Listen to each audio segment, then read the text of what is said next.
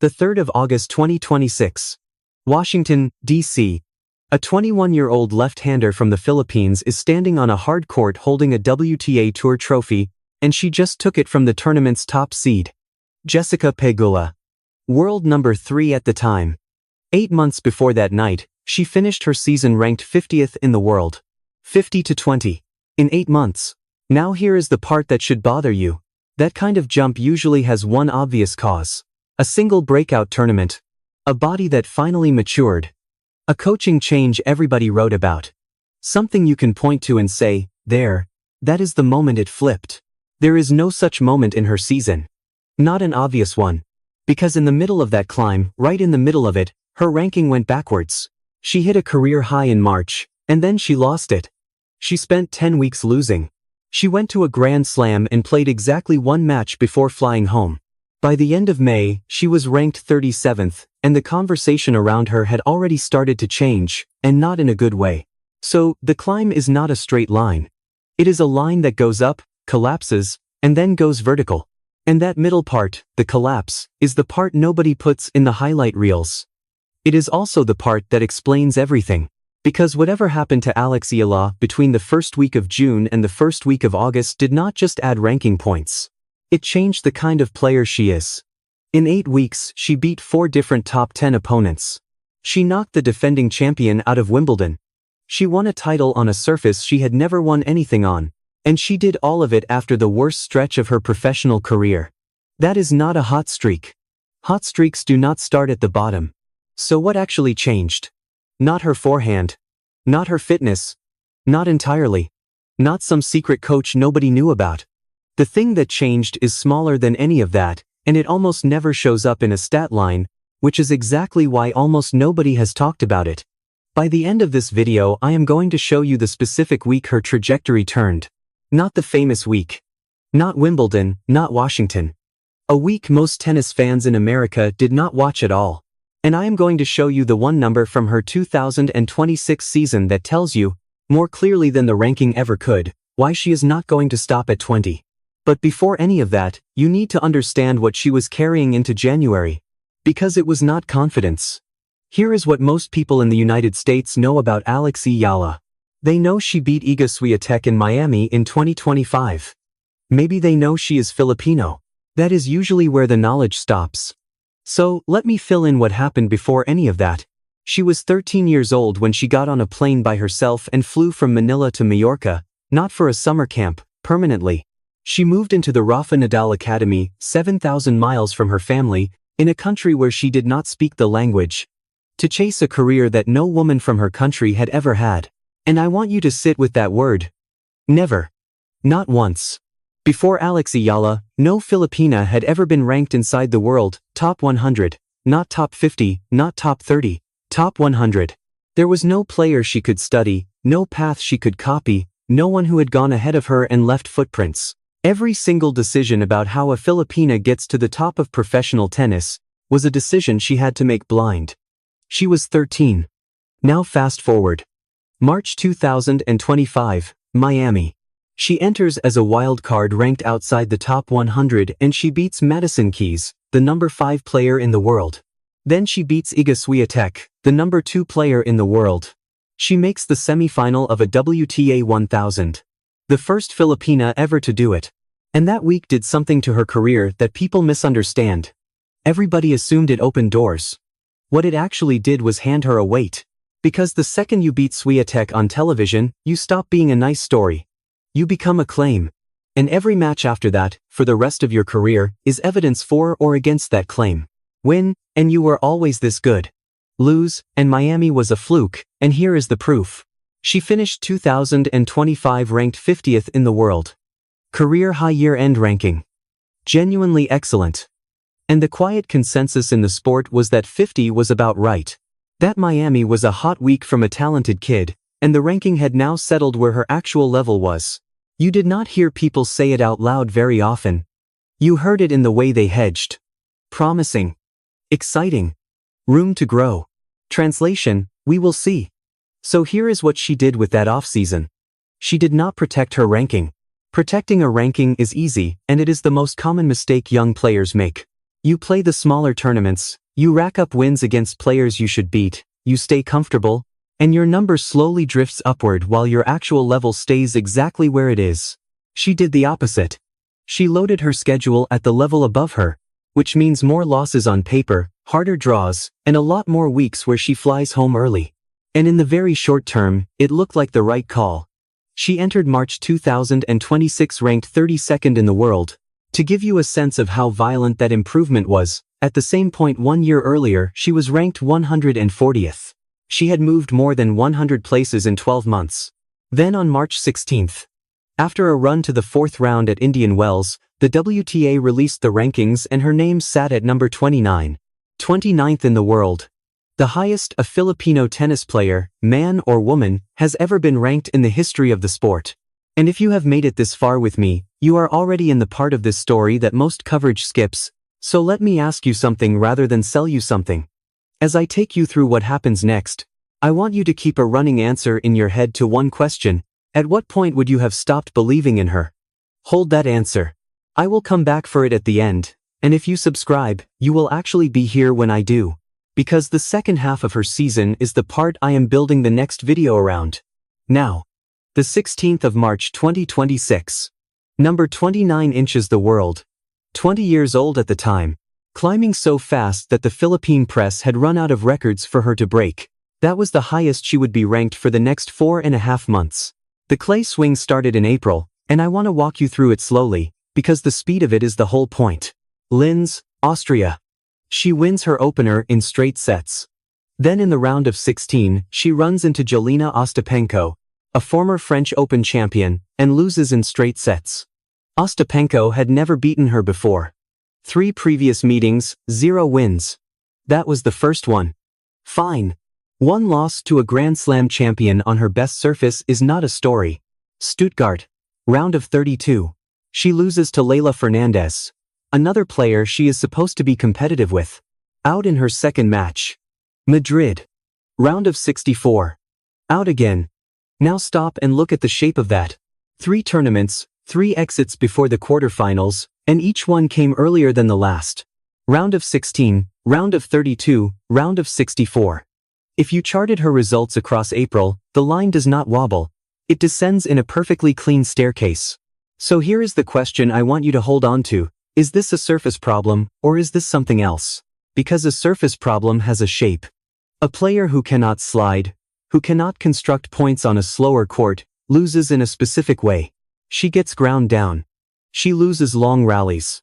She runs out of ideas at the back of the court. That is not entirely what was happening. Rome, May. Round of 32. She draws Elena Rybakina, the number 2 player in the world. And she does not get blown off the court, she competes. She makes it a real match against the second best player on the planet, on the surface that is supposedly her weakness, and she still loses. And that is a stranger result than it sounds, because it means the level was there. On a random Tuesday in Rome against a world number 2, the level was absolutely there. So why was it not there in Linz against Ostapenko? Why was it not there in Stuttgart? 2 weeks later, she flew to Paris. Roland Garros. The second Grand Slam of the year. The tournament where a top 30 player is expected to arrive, win 2 matches, and make the second week look plausible. She played Iva Jovic in the first round. She lost 1 match. That is the entire French Open campaign of the 29th ranked player in the world. She flew to Paris, she played 1 match, and she flew home. And I want to be precise about what that meant on paper, because paper is unforgiving. In the rankings released on May 25th, Alex Eala was ranked 37th in the world. 8 spots down from March. Every point she had gained during the greatest stretch of her career to that moment, gone in roughly 10 weeks. Now let me tell you what that sounds like from the outside, because I went back and read the coverage from the end of May and it is remarkable how consistent it is. Nobody was cruel. That is the thing. There was no pile-on. It was worse than that. It was gentle. It was a lot of sentences that started with words like still learning and adjusting to the demands of the tour and needs to find consistency. Consistency. That word. If you follow tennis, you know exactly what it means when it attaches to a young player. It means we have decided your good weeks are the exception. And here is where the assumption forms. Because at that point, the entire 2026 season fits neatly into one explanation. She is a player who produces spectacular upsets and then cannot build on them.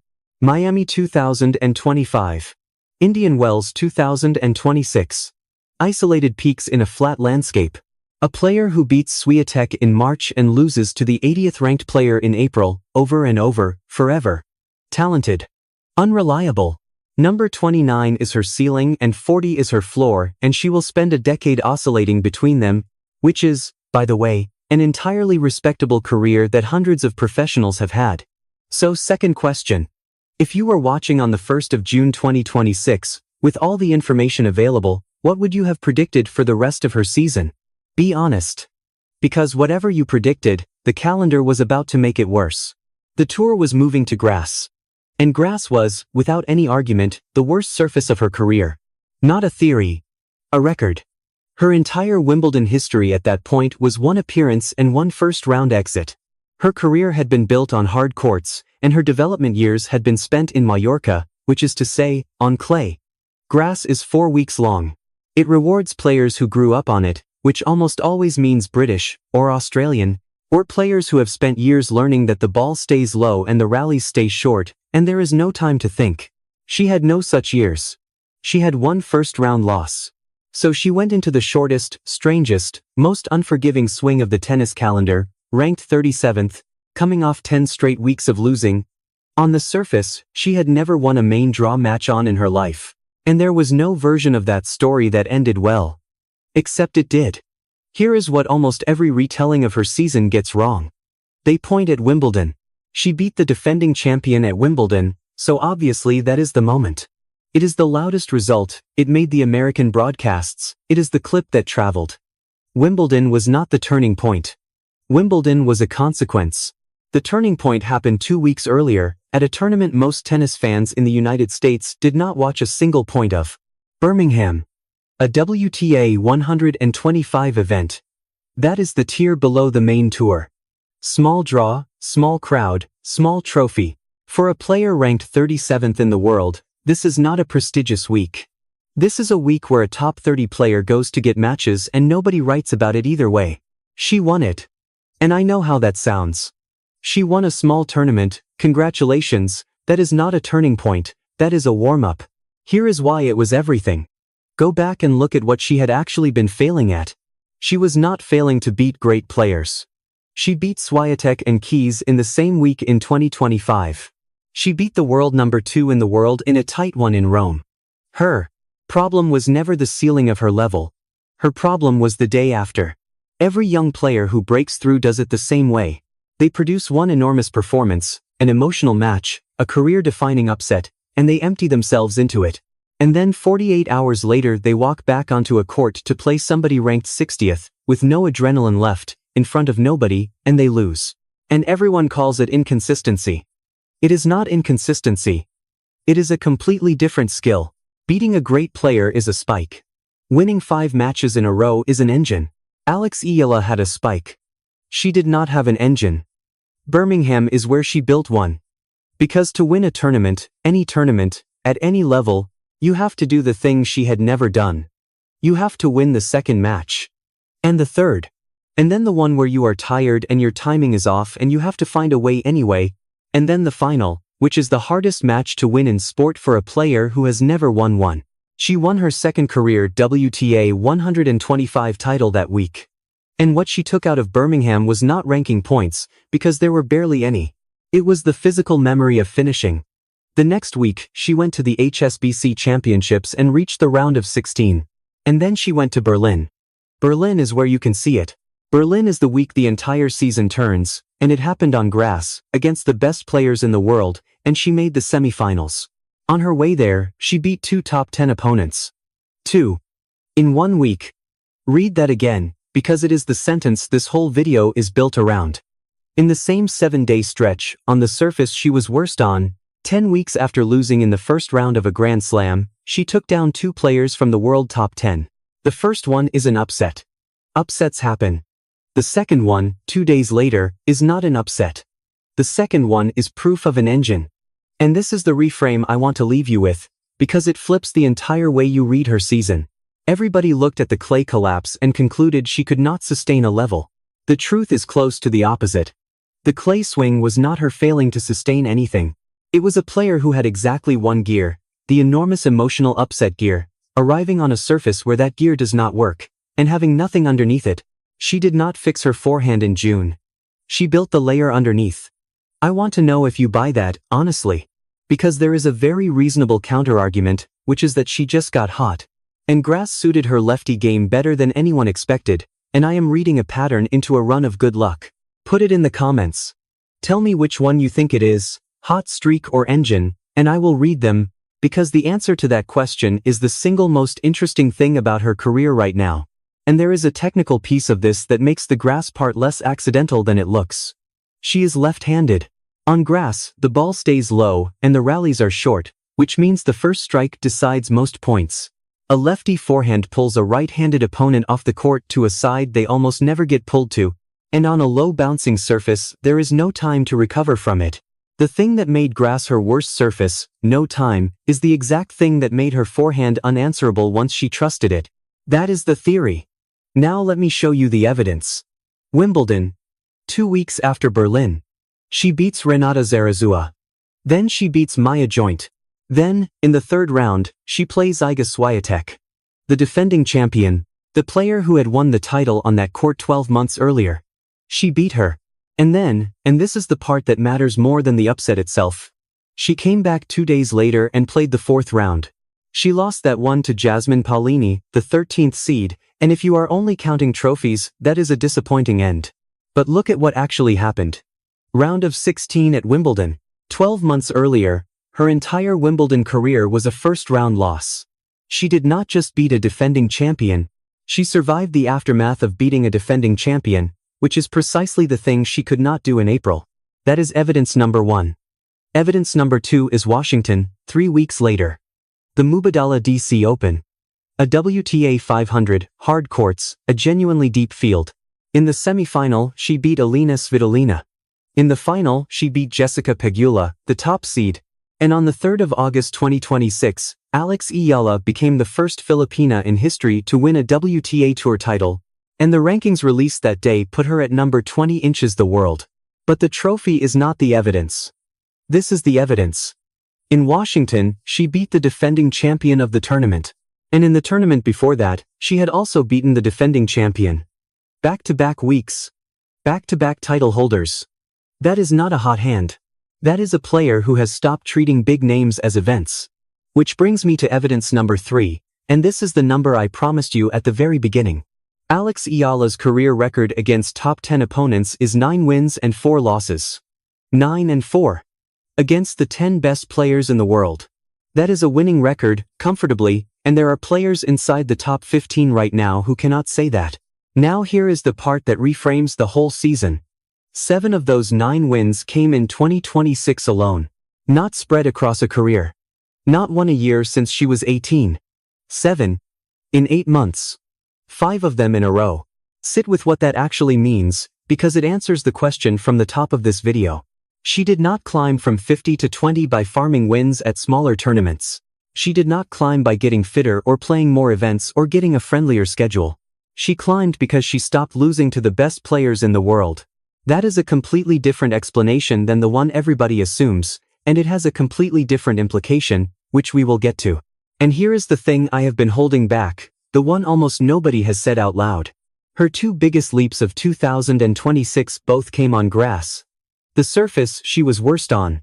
Her collapse came on clay, the surface she trained on for a decade in Mallorca. Which means, the standard reading of her season, that she found a surface that suited her, is backwards. She did not find a favorable surface. She improved on the least favorable one available, at the worst possible moment in her season, immediately after the lowest point of her career.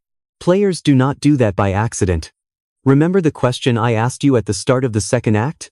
At what point would you have stopped believing in her? For most people, watching her season in real time, the honest answer is June 1st. Ranked 37th. 1 match at Roland Garros. 10 weeks without a meaningful win, walking onto grass. That is exactly the week she started winning.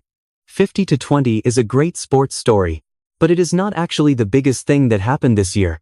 Before Alex Eala, no woman from the Philippines had ever been ranked inside the world top 100. Not one, in the entire history of professional tennis. Today, her country has a player inside the world top 20, with a WTA Tour title, multiple wins over major champions, and a winning record against the 10 best players alive. She is not breaking her own records anymore. She is building the first road. And that matters beyond one player, because of where she came from. Tennis has a very narrow set of pipelines. American college and academy systems, the Russian development machine, the Western European federations, Australia. If you are born outside those, the sport quietly tells you that the top 20 is not really available to you, and almost nothing in the historical record argues otherwise. She just argued otherwise. A kid from Quezon City, no federation infrastructure behind her, no predecessor to copy, top 20 at 21 years old. There is a 13-year-old in Manila right now who does not have to imagine the route. The route exists, somebody drew it, so where does this end? The US Open is a few weeks away. She is ranked 20th. She has beaten 4 different top 10 players in the last 8 weeks. She has a winning record against the elite of this sport, and the thing she was missing in April, the ability to win the match after the big match, is the exact thing she spent June and July building. Which means the question is not whether Alex Eala reaches the world top 10. Everything in her 2026 season says she gets there. The question is whether she gets there before this season is over. And that is the answer I actually want. So here is what I am going to do. I am tracking every match she plays from the US Open through the end of the year, and the moment that number moves, whichever direction it moves, that video goes up on this channel. If you want to be there when we find out, subscribe. Because you have already invested 20 minutes in this story and it would be a strange thing to miss the ending. One last thing before you go. Tell me the number. Where does she finish 2026? Top 15, top 10, or does the tour figure her out and she stalls at 20? Leave it in the comments. In 4 months, we get to check who was right.